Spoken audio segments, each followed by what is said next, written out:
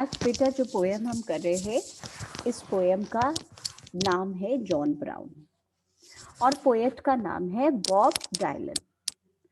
Bob Dylan American song writer भी हैं, singer भी हैं, आर्टिस्ट भी हैं। और बेटा उन्होंने ये पोएम नहीं, ये लिरिक लिखा है, सॉन्ग लिखा है। जॉन ब्राउन एक सॉन्ग है।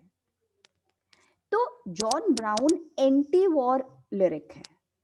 तो शॉर्ट सॉन्ग को लिरिक बोलते हैं ना, तो ये बेटा एंटी वॉर है, वॉर के अगेंस्ट है।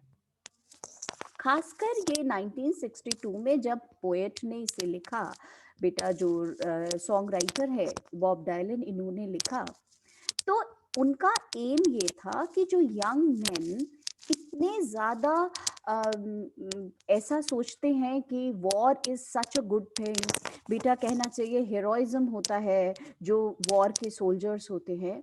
तो उस बिलीफ को इन्होंने बिल्कुल पूरी तरीके से क्रिटिसाइज किया है।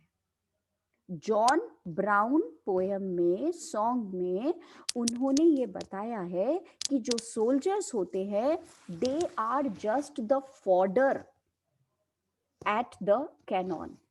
तो कैनॉन वो तोप के गोले चलते हैं, और फॉर्डर मतलब बेटा पूरा जैसे बोलना चाहिए ना कि वो कट जाते हैं, जैसे घास को काट दिया जाता है, फॉर्डर को काट दिया जाता है, सूखे हुए चारे को काट दिया जाता है, वैसे ये कट जाते हैं इतने सारे लोग। There is nothing heroic in it. तो एंटी वॉर लिरिक है, वॉर के अगेंस्ट है। और बेटा इन्होंने खास जो है वो उसे बैलेड के फॉर्म में लिखा है। तो बैलेड क्या होता है? एक ऐसी पोएम जिसमें स्टोरी सुनाई हुई है, जिसमें बहुत सारे डायलॉग्स हैं और जिसमें रिपीटिशन होता है। तो John Brown is written in a ballad form.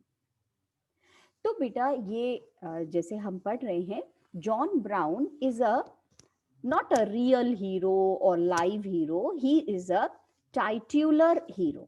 Title जो है वो हीरो का दिया हुआ है इसको। और बेटा इसमें ये दिखाया है कि कैसे पीपल रोमांटिसिज्म ज्वाइन कर लेते हैं, अटैच कर लेते हैं वॉर के साथ, और वो कैसा फॉल्स होता है। ठीक है। John Brown went off to war to fight on a foreign shore. Shore का मतलब कंट्री। तो जॉन ब्राउन वॉर लड़ने के लिए जाने वाले हैं कंट्री के शोर पर, किनारे पर, बैटलफील्ड में। His mama, that means his mother, sure was proud of him, she was very proud अपने बच्चे को लेके, क्योंकि वो तो हीरो की तरह ट्रीट करते हैं। He stood straight and tall in his uniform. बेटा इसका मतलब he was all dressed and ready to go on the battlefield. And all his mama's face, और मदर का चेहरा जो था ब्रोक आउट। ब्रोक आउट का मतलब बेटा covered with, showing, all in a grin. Grin मतलब स्माइल थी मदर के चेहरे पे। She was feeling so proud that her son was a soldier and going to the battlefield. So the poet is slowly making that how we think about the war. Oh son, you look so fine. I am glad you are a son of mine. So beta, she is feeling very proud that her son is a soldier. You make me proud to know you hold a gun. Beta, ye hold a gun is the pride associated with war. Do what the captain says. तो बिना दिमाग लगाए जो captain बोलता है उसको करते जाना, यही एक कैरेक्टरिस्टिक होनी चाहिए थी, ऐसा बोला जा रहा है। Without thinking about the utility of war, lots of medals you will get, और वॉर में जाके फिर तुम्हें मेडल्स मिलेंगे, without thinking of the consequences. And we will put them on. Them मतलब मेडल्स को हम पुट करेंगे, डिस्प्ले करेंगे, शो करेंगे on the wall when you come home. Anticipation. As that old train pulled out, बेटा pulled out का मतलब left the station, came out of the station, और वो ट्रेन में बैठ के चला गया। John's ma began to shout, and as soon as her son went away, she was shouting, खुश हो रही है, चिल्ला रही है, सबको बता रही है, telling everyone in the neighborhood. तो इसमें आप देख रहे हो कितना अटैचमेंट जॉइन है.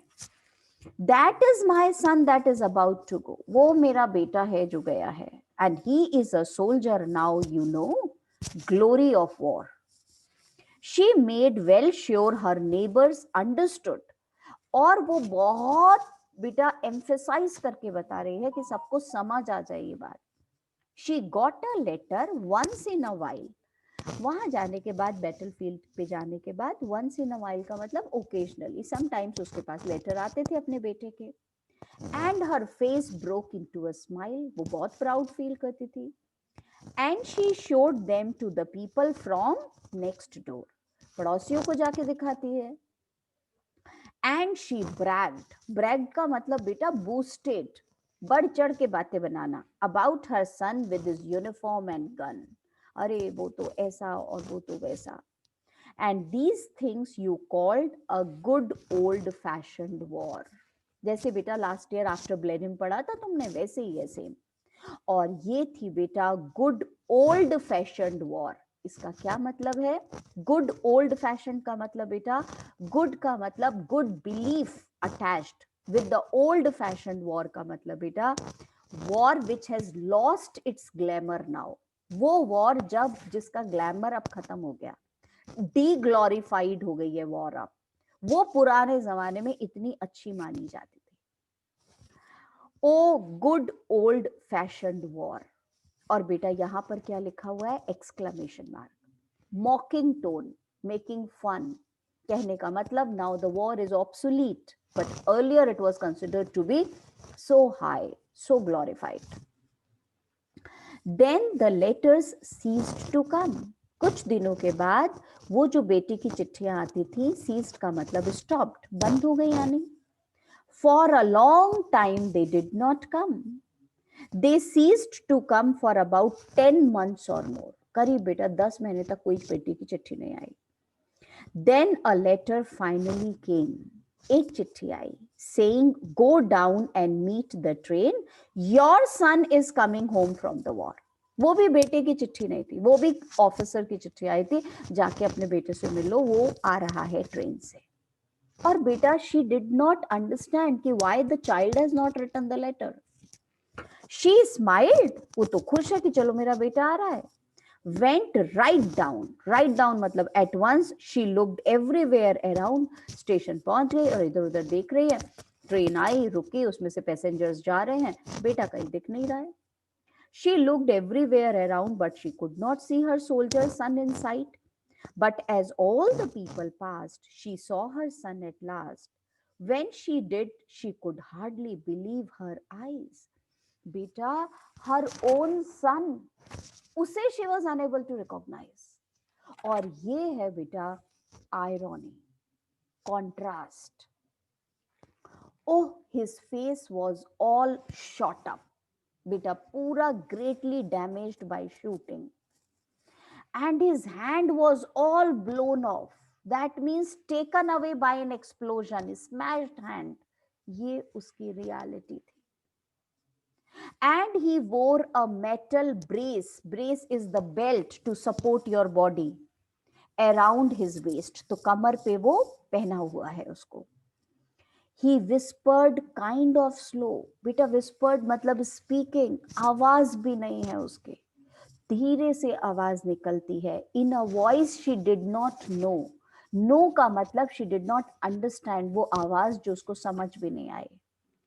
While she could not even recognize his face. बेटा कहने का मतलब he was no longer handsome soldier in uniform, but he was a knocked down victim of war.